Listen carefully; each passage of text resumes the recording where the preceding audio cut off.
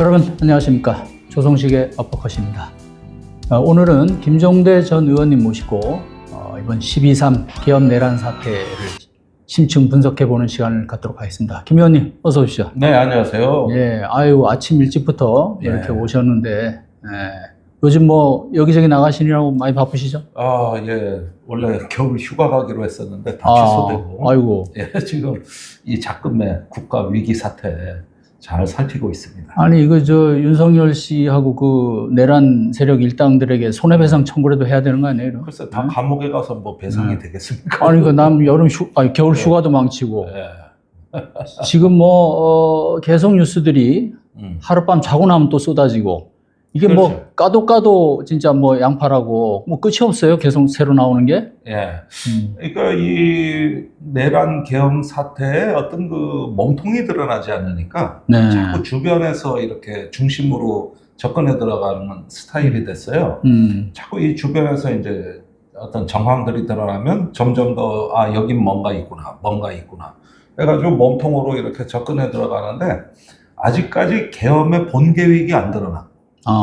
그 다음에 계엄의 최종 목적이 뭔지가 드러나질 않았거든요. 이 권력 설계도는 어떻게 구상했는지, 작전 계획은 전체적으로 어떻게 구성되어 있는지, 이런 어떤 본질, 몸통이 드러나질 않았기 때문에 갈 길이 좀 멉니다.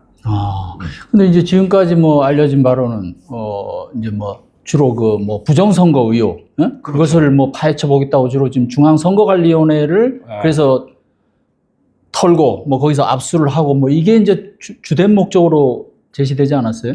근데 부정선거 뭐 선관위를 서버를 탈취해서 부정선거로 몰고 간다. 네.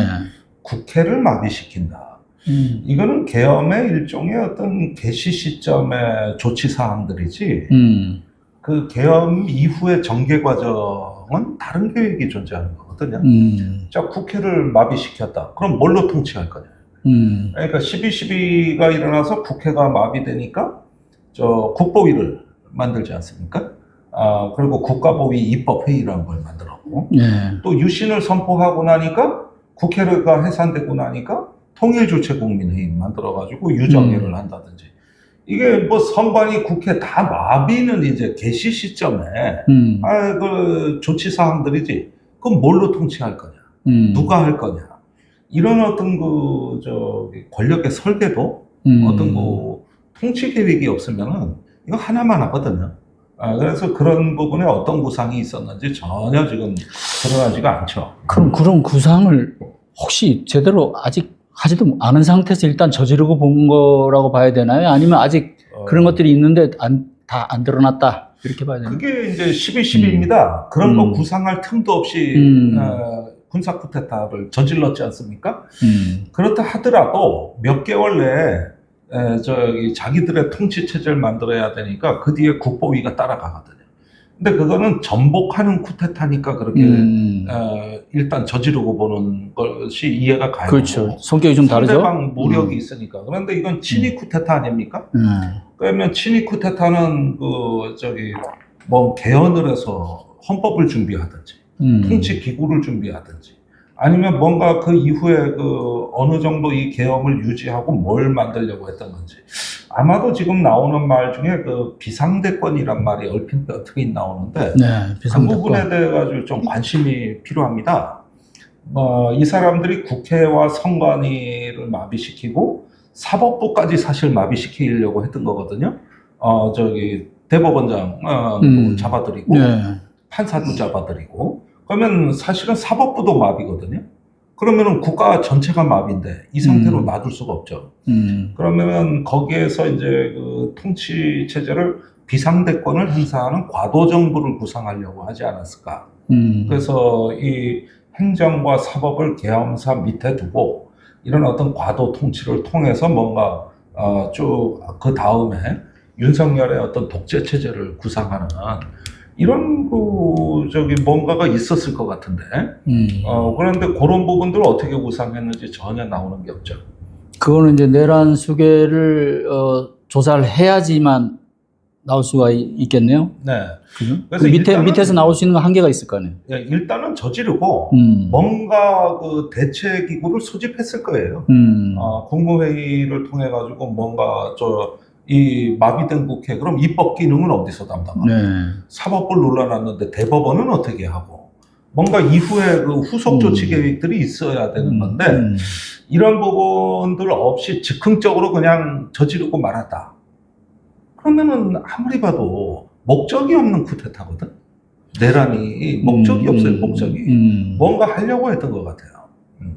그 다음에 이걸 뒷받침하는 그 군사 작전 계획도 이게 군인들은 작전 계획 없이 작전 안 하거든요. 그렇죠. 자기가 그 뭔가 달성할 군사적 목표를 딱 설정해 놓지 않으면 함부로 안 움직입니다. 그리고 이번에 그 수방사, 방첩사, 특전사 이 사령관들은 30년 이상 군에 근무한 프로 중에 프로들이고 더군다나 그 방첩사령관은 이걸 1년 전부터 계엄을 준비해 왔던 자기 때문에 뭔가가 있었을 거라고 전체적인 군사력을 어떻게 통제할지 또 계엄군은 어떻게 배치하고 이동할지 또 우발 계획에는 어떻게 대비할지 이런 거는 이 사람들 프로입니다. 뭔가가 있었을 것 같은데 그 작전 계획이 뭐냐 이런 것도 앞으로 드러나야 될 대목이죠. 자, 이번에 이제 좀 특이한 게 정보사의 이제 등장인데 이제 과거 비슷한 이런 군사 반란 사태나 내란 사태 보면 이제 특히 군사와 관련해서는 방첩사 이게 이제 과거의 기무사 보안사 아닙니까? 네. 여기가 어떤 브레인 역할을 하는 거는 충분히 짐작할 수 있는 일인데 이번에 이제 특이하게도 정보사령부가 상당한 역할을 한 걸로 보이잖아요. 그게 이제 어떤 사조직에 또 기반한 이 부분이 조금 좀 과거의 어떤 그런 내란 사태, 군사 반란 사태와 조금 좀 다른 양상이 있지 않나 이런. 예. 네. 그러니까 일단은 정보사에다가 폭력 범죄 단체를 결성한 겁니다. 네. 그러니까 사설 폭력 범죄 단체. 그걸 이제 정보사를 플랫폼으로 해서 별도로 만든 거거든요. 그러니까 요거는 범죄 단체 구성죄도 추가돼야 될 것 같아요.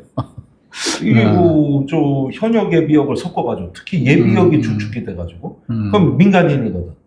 그러면 사설 범죄 단체 구성에 이제 죄를 이걸 물어야 될 것 같은데 이건 현역들이 하기에는 너무 더럽고 은밀하고 그 다음에 증거가 남기지 않아야 될 이런 어떤 일들을 처리하는 전담 집단으로 사설 범죄 단체인데 사실 거슬러 올라가면 이승만때 정치 깡패라든가 그 이후에도 보면은 뭔가 사조직이라든가 이런 어떤 비선 그 범죄 단체들을 구성을 했던 예는 우리 현대사에도 많이 나오고 제주도 4.3 때 서북청년단 같은 경우 사실 군경의 지원을 받는 사설 단체거든요. 그런데 사실 양민학살은 정규군보다는 이 서북청년단 같은 이런 그렇죠. 사설 단체들에게 더 많은 희생이 나왔거든요. 그러니까 이런 일을 시키기 위해서는 무언가 공식적인 조직이 아닌 사적인 조직들을 필요로 해왔던 거고 특히 불법적이고 어떤 그 조금 폭력적인 그다음에 우리의 조금 어떤 그 예상을 뛰어넘는 이런 일들을 하기에는 어떤 별도 조직이 필요했던 거 아닌가. 현역들한테 시키면 법 따지고 그 다음에 증거가 남고 그 다음에 신원이 밝혀지고 이런 제한 사항이 없는 그런 어떤 별도의 범죄 단체 그게 이제 지금 알려진 제2수사단이라고 알려진 이건 직제도 없는 완전히 어떤 사설 단체라고 볼 수가 있겠죠. 이걸 정보사를 플랫폼으로 해서 만든다. 그리고 정보사 요원들이 제일 우수하다.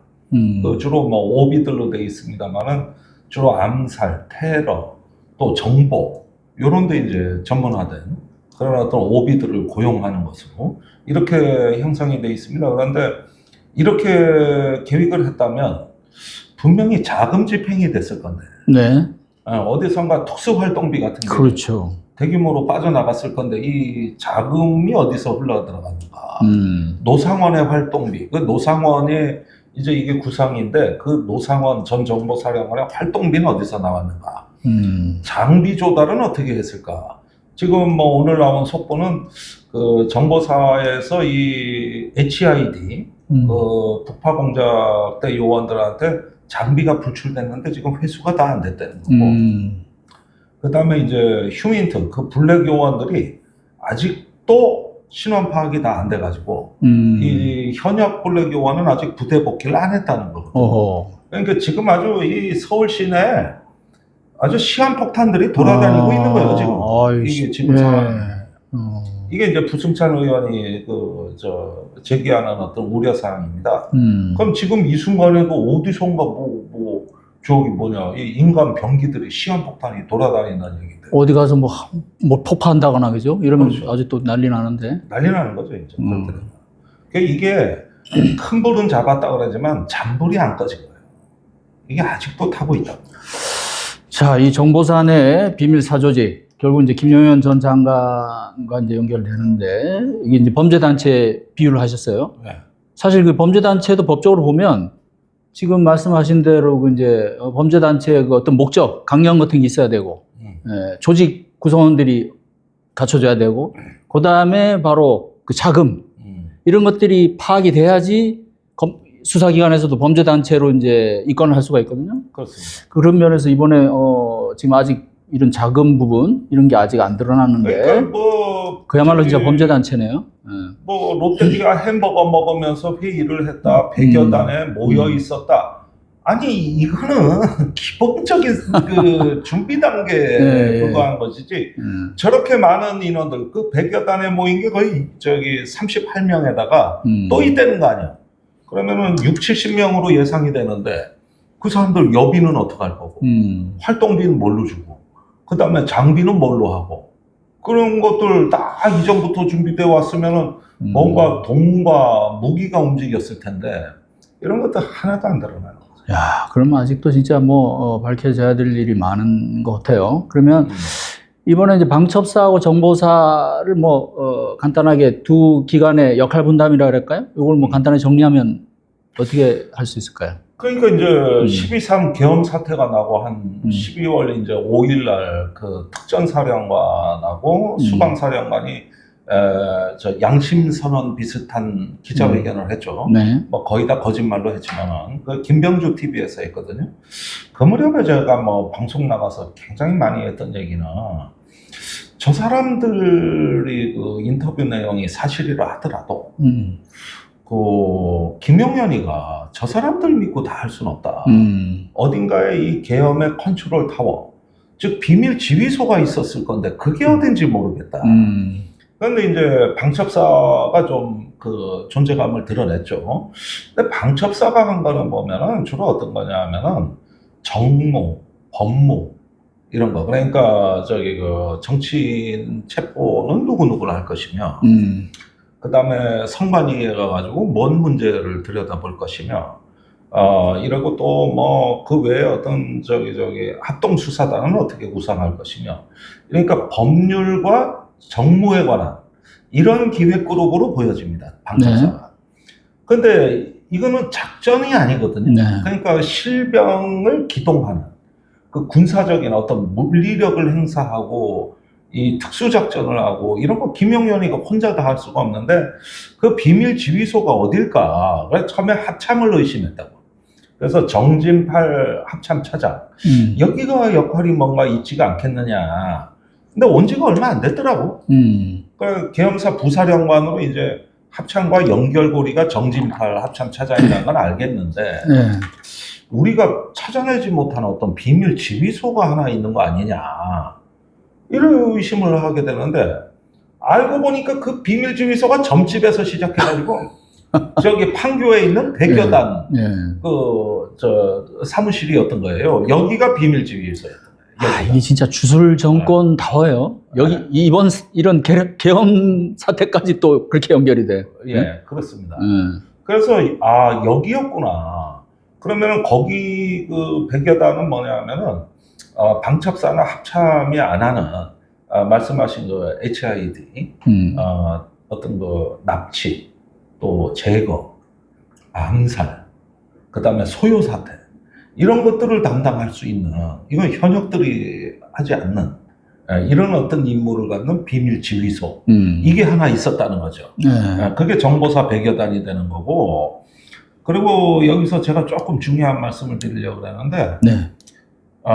김어준 총수가 그 5가지 폭로를 했잖아요. 네. 국회 가가지고. 근데 그 정보 소스가 지금 안 밝혀져 있거든. 네. 근데 김어준 총수는 국내에 대사관이 있는 우방국으로부터 제보를 받았다. 네. 이렇게 이야기를 하거든요. 그 이 말이 좀 묘하단 말이야. 그래서 사실 이것도 계속 추적을 하다 보니까 정보사에 미군 부대가 하나 들어가 있어요. 그게 501 여단, 정보 여단. 그 다음에 저기 37 부대라고 777 네, 부대도 있죠. 원래 미군 부대예요. 그게 한국군 부대로 바뀐 거거든. 그런데 이 저기 계엄이 일어나기 직전에 쭉 기사를 찾아보니까 이 501 정보 여단하고 이 한국군하고 한미 연합 정보 훈련을 했더라고. 네.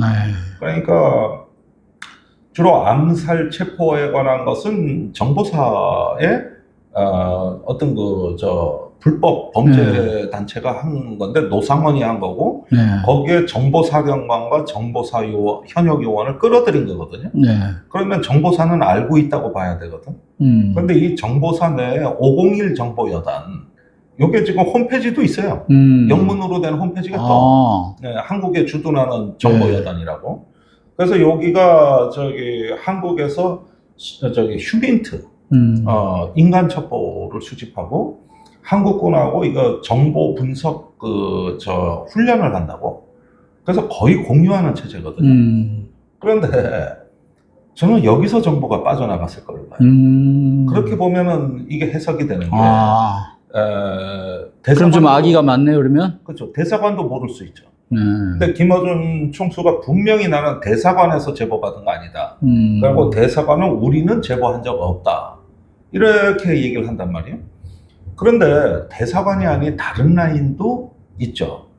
그런데 나는 그 미국의 군사정보 라인일 수 있겠다. 그래서 이 정보사가 특별히 중요합니다. 그리고 이건 국방부나 합참도 모르는 내용이에요. 이 암살, 체포 뭐 이런 것들에 대해서. 그러나 정보사는 알아. 근데 그 정보사에 501 미국의 정보여단이 항상 들어와 있어.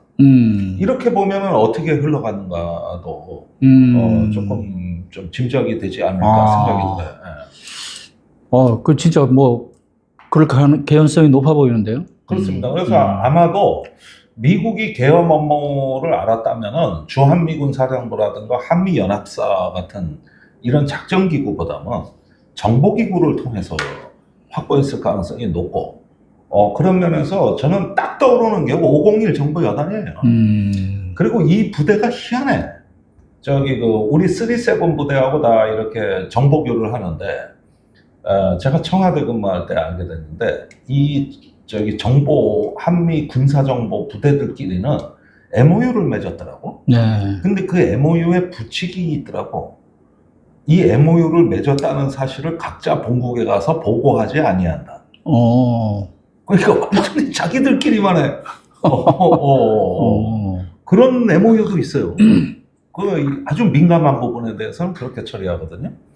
그래서 이게 과거부터 유심히 보던 부분인데 암살, 사보타지, 소요 사태에 대한 게 이제 우리 HID나 블랙 요원 쪽에서 이렇게 하는 게 그 사람들의 주된 임무가 휴민트고 그 휴민트에 미국이 연결돼 있는 데가 501 정보여단이다. 이렇게 한번 보시면은 지금 사태를 이해하는데 도움이 좀 되실 겁니다. 501에는 그러면 이제 한국군, 미군 같이 한국군도 들어가 있는데 그 중에 누군가가 어쨌든 이런 이제 첩보를 알고서 이거는 알려야겠다. 이건 진짜 심각한 일이다. 뭐 이렇게 해서 제보가 된 걸로.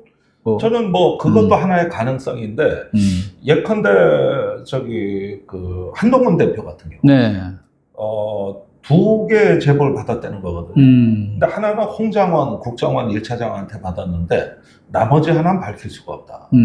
그러면 그 나머지 하나가 김어준 저 공장장한테 한 것과 동일한. 동일하냐, 아니면은 그 다른 조직이지만 사실은 같은 소스냐, 이런 것들 나중에 한번 살펴볼 필요가 있겠죠. 이건 뭐 아마 밝혀져도 맨 나중에 밝혀질 것 같아요. 아직 뭐 이게 이번 사건에서 사실 매우 흥미로운 대목이에요. 네. 왜냐하면 뭐 이제 드러났잖아요. 이게 어느 정도 신빙성이 있다라는 게 처음에는 뭐 좀 또 뭐 근거 없는 뭐 유언비어성이 아니냐 이런 얘기까지 나왔는데 그 보살 수첩, 노상원 거기 지금 이제 수사기관에 압수된 그 수첩에서 뭐 실제로 사살 얘기가 나오고, 그죠? 또 뭐 NLL 도발 유도, 뭐 사살, 수거. 그러니까 수거한다고 해요. 정치인들, 언론인들, 뭐 정치인들. 거기에 뭐 종교인, 뭐 법조인, 노조, 뭐 다 들어가 있다. 수거라는 용어가 저는 아주 인상적이었어요. 그런 인상적이죠. 이 사람들의 사고방식을 그냥 단적으로 볼 수 있는 게 아닌가. 아마 윤석열 씨의 사고방식이 그렇지 않을까 저는 그런 생각이 들거든요. 예, 그러니까, 이게 참 사실은 우리 고정관념이 다 깨지는. 그럼요. 이게. 저도 자주 얘기했지만, 우리의 상식적인 잣대로, 설마 그 정도까지 이걸 훨씬 넘는 일들이 계속 벌어진 거잖아요. 그러니까 이 점인데, 이런 극단성이 보여지는 게 과연 뭐냐. 우리가 윤석열이 설마 그 정도까지 아니라고 하는 거는 한국에서 대통령은 제일 강한 존재고 제왕적 존재거든요. 네. 그런데 뭐가 더 부족하겠냐. 언론 통제하고 또 뭐 국회 사법 리스크로 엮고 얼마든지 수단이 많은데 그새 못 참아서 뭘 하겠냐 이렇게 얘기를 하는 이면에는 저 사람이 모든 걸 갖고 있는 권력자이기 때문에 그렇다는 건데 근데 막상 당사자는 윤석열 당사자는 이 권력은 너무 적다고 느낀 거 아닙니까?